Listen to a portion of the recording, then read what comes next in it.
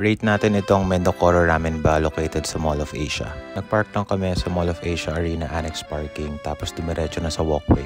Pagbaba mo ng parking, lakad ka lang onte tapos makikita mo na yung entrance ng Mendocoro Ramen Ba. Upon entering, you'll be greeted by the staff with a basic Irashaimase greeting. Open kitchen siya and bar style yung setup. You can see how the staff meticulously prepares your food. Order ka muna sa cashier before getting seated. Tingala ka lang para sa menu at price list. Pag upo mo, may assigned staff to cater to your needs. Meron kang cold water, tissue, condiments, and chopsticks. Habang nag-aantay, you might wanna check out their merch. Meron silang shirt, tumbler, and bag.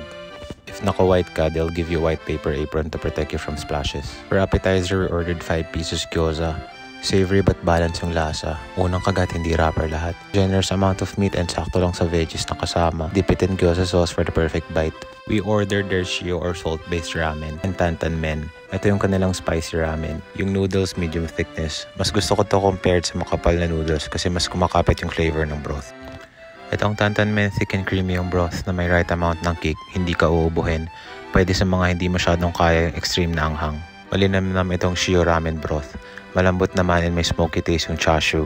Overall rating for Mendocoro Ramen Ba is 9/10. You get a taste of Japan lalo sa mga hindi pa nakakapunta. Yung lasa and serving size ng restaurant is commensurate sa ibabayad mo. Like and follow for more food reviews. Salamat!